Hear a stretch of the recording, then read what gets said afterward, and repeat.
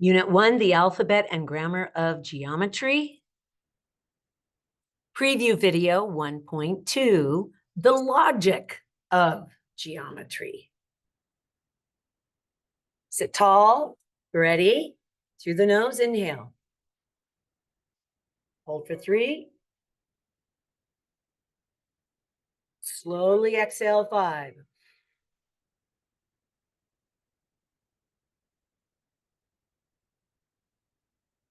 Sit tall, close your eyes, inhale. Eyes are closed, hold for 3. Birthday candle, 5.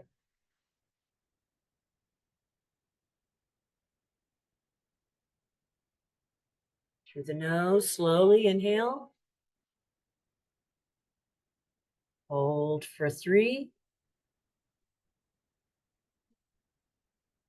Slowly exhale, 5.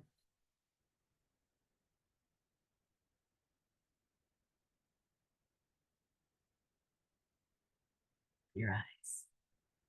Good job. Alrighty, so last class we talked about, what have we covered so far? We've covered fractions, variables, radicals.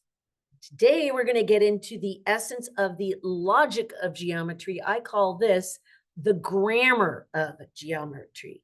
Don't forget the date, time, location. Focused attention means faster work, so please don't be multitasking right now. Before we get a move on here, you are going to do this review page. Get out your pencil, pause the video. All right, students, welcome back. You should have a red pen. You are correcting your work. You're not copying right now. It's really important, students, that when I say pause the video, that you're actually doing and trying your own work. It's okay if you make a mistake. It's not okay to be passive and simply copy. That's not a learning experience. So hopefully you're correcting right now. Star smiley if you get it correct. Not correct, totally fine. Just write yourself a note. What do you want to remember? Multiplying at radicals. Outie, innie, simplify. Outie. 5 times 3. Innie. 6 times 12. Simplify. Under the radical sign, the 6 and the 12. So I'm going to break both these down. I've got 2 and 6, 2 and 6, 2 and 3. You're looking at the prime numbers only. And we have a pair of 2s. They're going to come out. So I have 5 times 3 times 2, square root of 6. 5 times 3 is 15, times 2, 30. So the correct answer here would be 30 root 6. If you're correct, woohoo. All right, yay. If not correct, I expect a little note. What do you want to remember next time? Where did you drop the ball? You're going to get about 3 minutes into this lesson and you're like, I have no idea that this is even math. It's not going to feel like math, but it is. We're going to be talking about the grammar of geometry. Some of our key buzzwords here are inductive and deductive reasoning, the concept of converse, inverse, the law of contrapositive, what is a conditional statement. So the English alphabet consists of 26 letters. The geometry alphabet only consists of 5 letters, if you will. 5 letters, and those letters are point, line, segment, ray, and plane. Those are the letters of geometry. These letters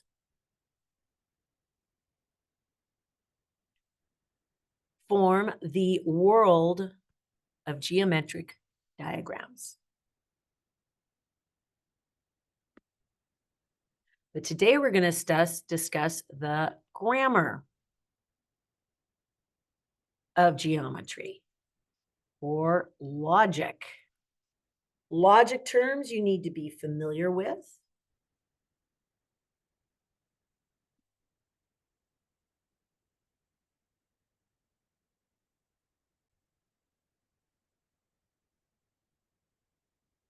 The term conditional, what is a conditional?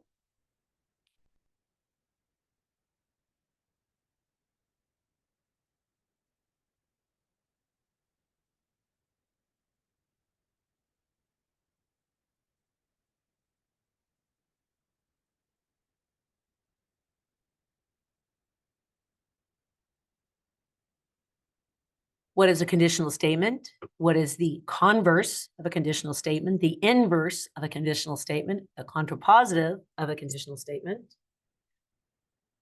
Then there's two types of reasoning you need to be familiar with. It's called inductive reasoning, inductive, and deductive.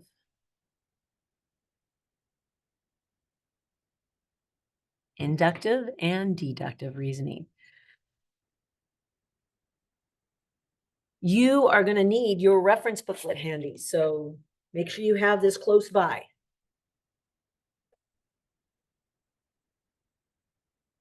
Conditional statements, believe it or not, you swim in conditional statements all day. You get conditional statements from parents and teachers and siblings. A conditional statement is an if-then statement. If, then. If, then. It implies cause and effect. If, then, cause, and effect. Sometimes the if, then is stated. If this, then that. Sometimes it's indirectly stated.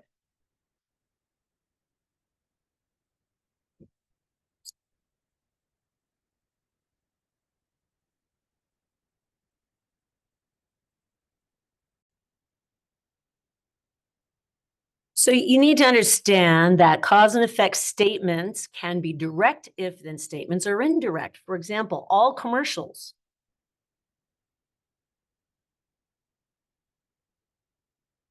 and electronic ads of any kind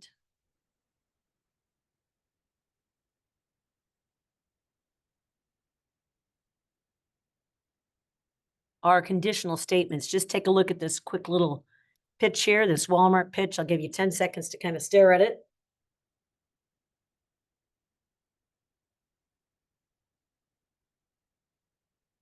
Okay, so you don't see the word if and you don't see the word then, but there is absolutely a conditional statement here being communicated by this ad.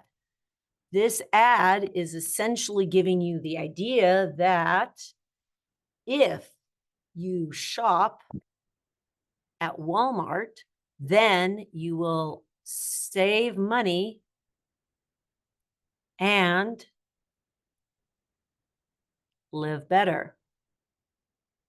So your if is the cause here, which is shop at Walmart.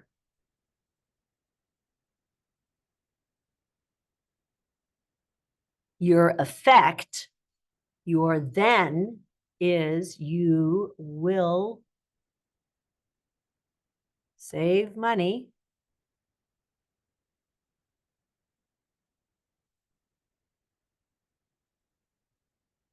and live better.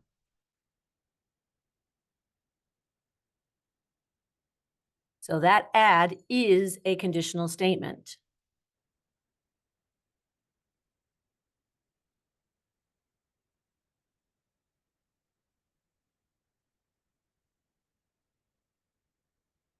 So in any conditional statement, the cause is also called the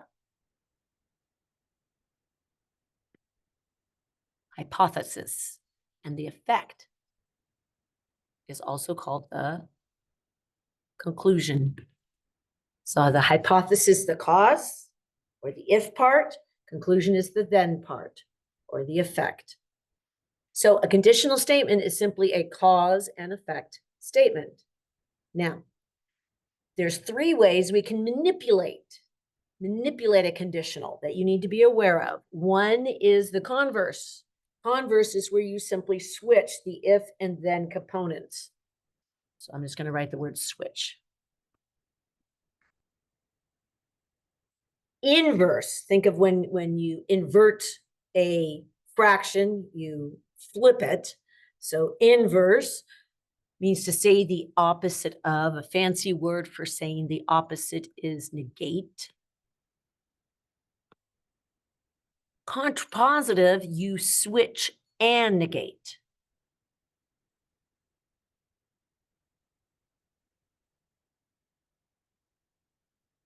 Okay, so put your hands up. Let's do this. Say conditional. Converse, switch. Say it with me. Conditional. Converse, switch. Inverse, flip. Say it with me. Inverse, flip. Contrapositive, switch and flip. Say it with me and do. Contrapositive, switch and flip. Now I know those hand jive. It's like, how does that help me? It'll help you remember. We'll do it this together. All right, let's do an example. If it is sunny this weekend, then we will go to the beach. So if it is sunny is the cause, and the effect is then we will go to the beach. If it is sunny, then we go to the beach. Converse, switch. So converse, it's going to read like this. If we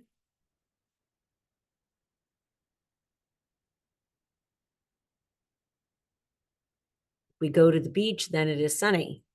See? If sunny, then beach. Converse, if beach, then sunny. Inverse, you negate. So we started with sunny and beach. So the negation, it will read like this.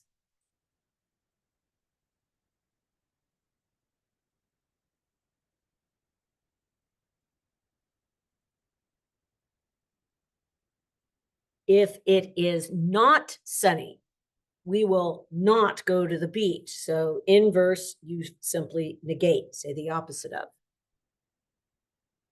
Contrapositive, you switch and flip. So the first was sunny beach. Inverse, not sunny, not beach. Contrapositive, not beach, not sunny. So it's going to read something like this.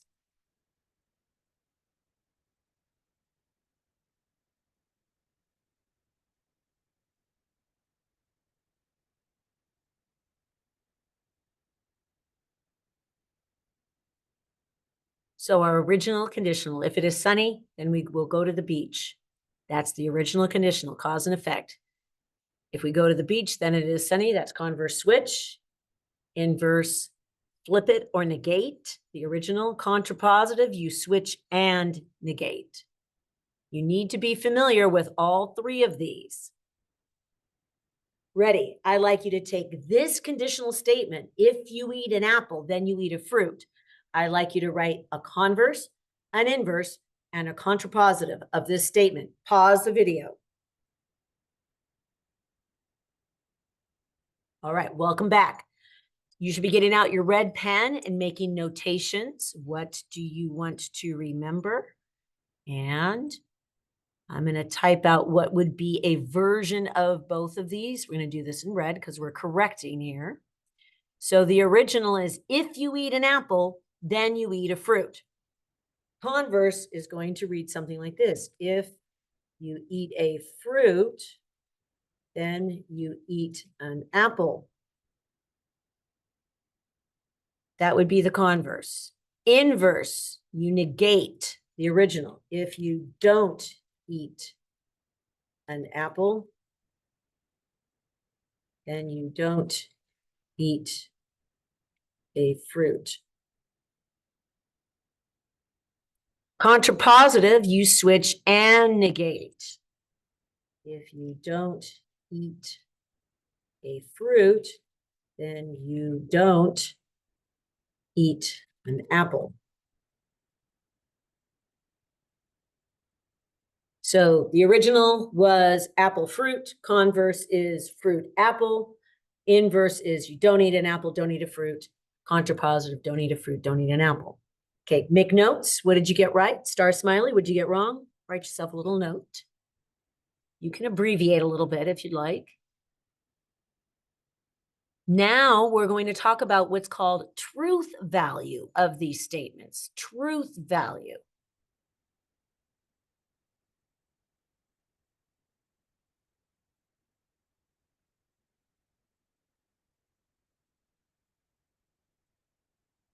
So right here, the original conditional was if you eat an apple, then you eat a fruit. That, so if I'm eating an apple, am I eating a fruit? That's a true statement. Yes. Okay. Converse, if you eat a fruit, then you eat an apple. That's the switch. Well, okay, so I'm eating a fruit. Does it have to be an apple? I could be eating a banana. If I'm eating a banana, it's not an apple. So this is only a true statement if the fruit am eating is an apple. And if it's not always true all the time, we have to call this a false statement. Okay, if there's an exception to the rule, the exception would be, well, I could be eating grapes or something. Okay, then you call it a false statement. The inverse, you negate the original. So if you don't eat an apple, then you don't eat fruit. Once again, I could not be eating a papaya. So this is not going to be an always true statement. It's also, therefore we call it false. Last one, if I don't eat a fruit, then you don't eat an apple. So if I'm not eating a fruit of any kind, then I'm not going to be eating an apple. That is a true statement because all apples are fruit. So what we have here is an example. If the conditional is true, the original conditional is a true statement, only the contrapositive is forced to be true. Only the contrapositive is forced to be true. Converse and inverse are like maybe under certain circumstances, but because it's maybe and there's exceptions, you have to call them false. When original is conditional, when the original conditional is true and its converse are both true, that statement is called a biconditional statement.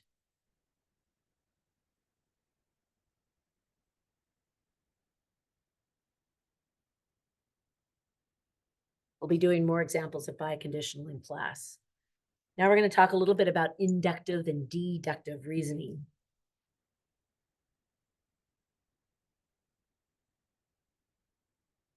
So take a look at all these pictures. You can see they're various golfers. And what piece of clothing do you notice is in each and every picture? Look closely. What I'm noticing in every picture of all these golfers is some sort of hat or golf cap. Something to shield the eyes from the sun, which makes sense. If you're trying to make a shot and see a long distance, it's important that the sun doesn't distract from your ability to see. So we see all these images of golfers, and they all are, besides having a golfing club in their hands, clothing wise, they all have something that is shielding their eyes. Okay, now imagine if you knew absolutely nothing about golf attire. To learn more, you decide to attend all professional golf matches in a year, and you observe very carefully every golfer's outfit. After you observe hundreds of golfers, you conclude that if someone is a professional golfer, then he or she will always wear a hat on the course to shield their eyes. Therefore, you come to a general conclusion that all professional golfers wear hats on the course. This is an example of what's called inductive reasoning. Inductive. You take in lots of information, lots of observation, and then you come to a truth, an aha moment. Aha, after hundreds of golf matches, I noticed the pattern. Pro golfers wear some sort of sun hat. Now, that's called inductive reasoning. So inductive reasoning is you have multiple observations and you come to a general truth.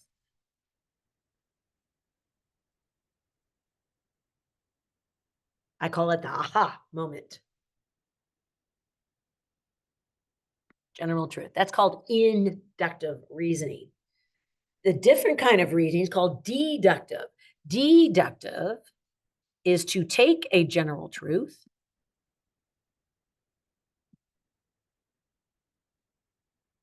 and then to apply that truth to a specific situation.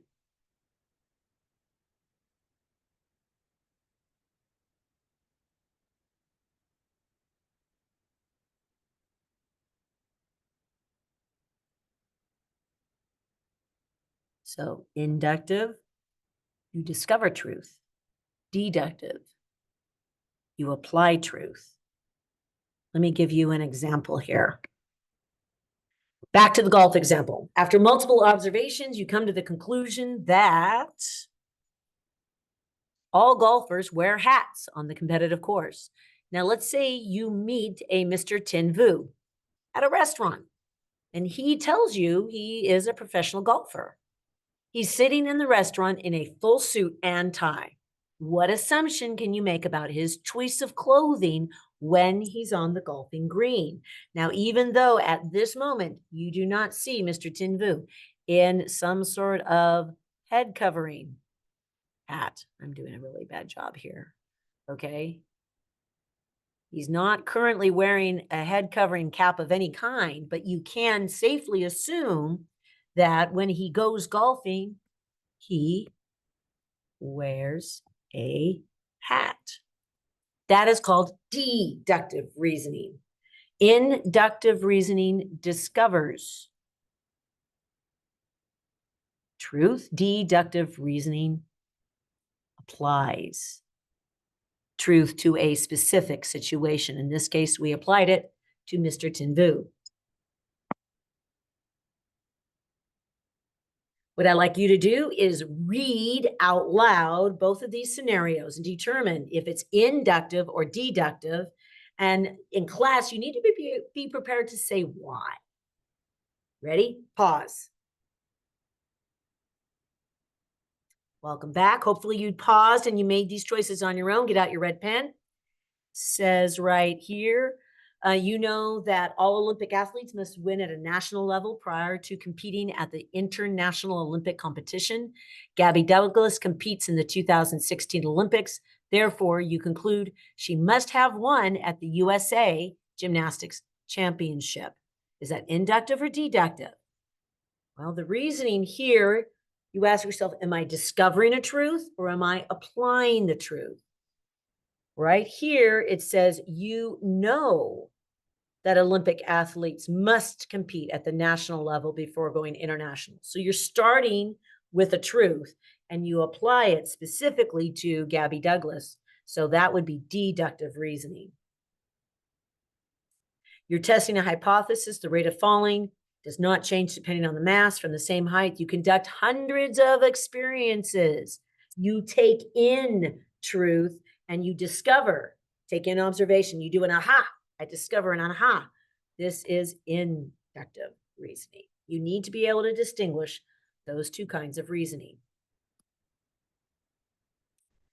Now, in geometry, it's very important you understand this. In geometry, most of the discover truth process take in hundreds, thousands of observations and come to a general truth.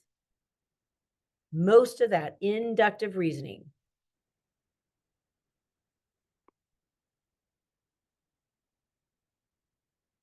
has already been solidified over thousands of years by dozens and dozens of famous and intensive mathematicians. Some of the better known would be Pythagoras and Plato.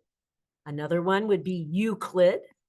Other mathematicians of geometry fame and grace would be Hypatia, 400 AD, Brahmagupta in 600 AD, and Khayyam in 1100 AD. So these, among dozens of others, have codified much of what we consider geometric truth.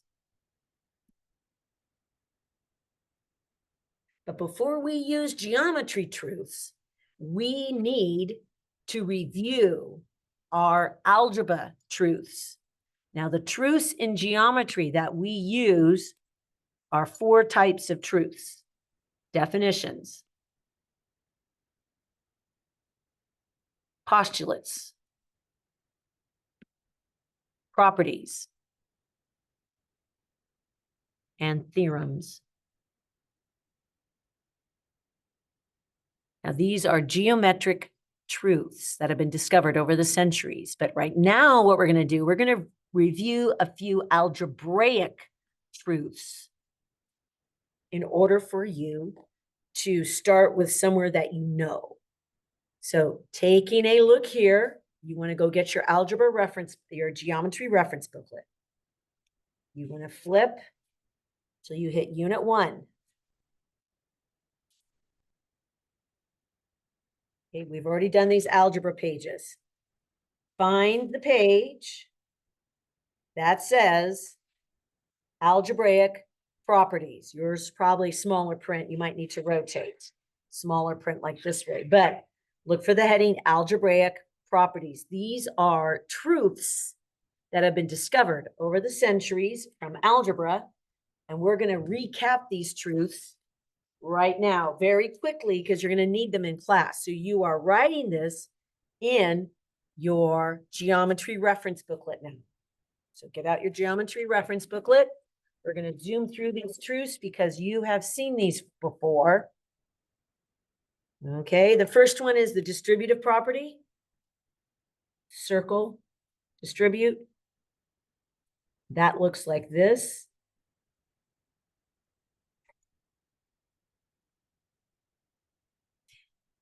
Addition and subtraction of real numbers on one side of an equal sign. You know this is collect like terms.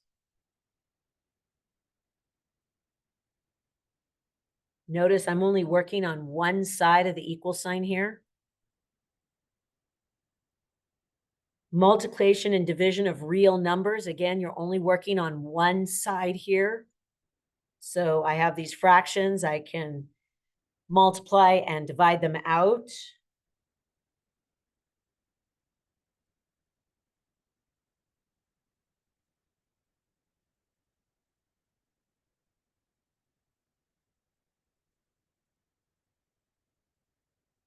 That would be multiplication and division of real numbers, one side of an equal sign. Here, if I'm trying to solve for the variable and I do this, notice now I'm crossing the equal sign. We call that addition property because we're crossing the equal sign. We're working both sides of the equal sign. So I add both sides or subtract both sides. That's called addition, subtraction, property.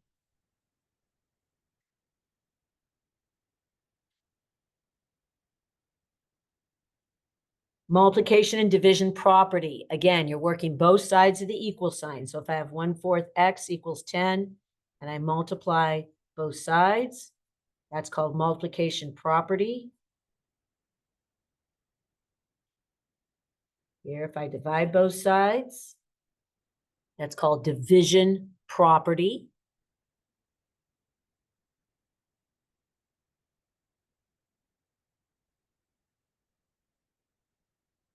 I have two ratios, and this is a proportion. You cross multiply, not cross cancel. So I could do this.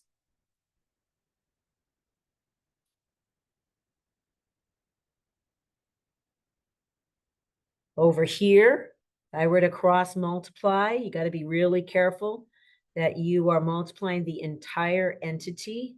So I would do this in 2 steps. First, I would show that initial step, and then I would do the distributive. I would never distribute in my head.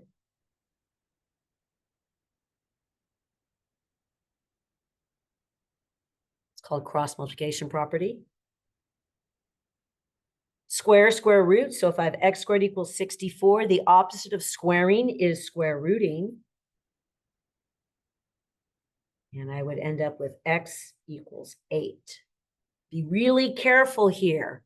That 2, what I'm about to do, if I have something like this, x squared equals 64, and I go like this, divide by 2, that is incorrect, because that 2 up there is not canceled by dividing by 2, because that's an exponent.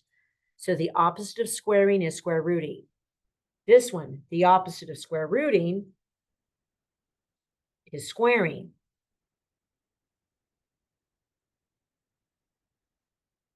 So the inverse operation of squaring is square rooting. The inverse operation of square root is to square. Substitution property, this is so common sense. If I have 3x equals something and I define x as 8, I can substitute it.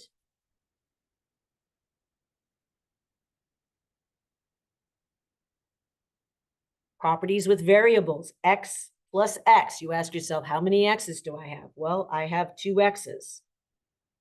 X times x. It's x squared. Be careful you don't mix those two up. We are going to be using these algebraic properties during our next class.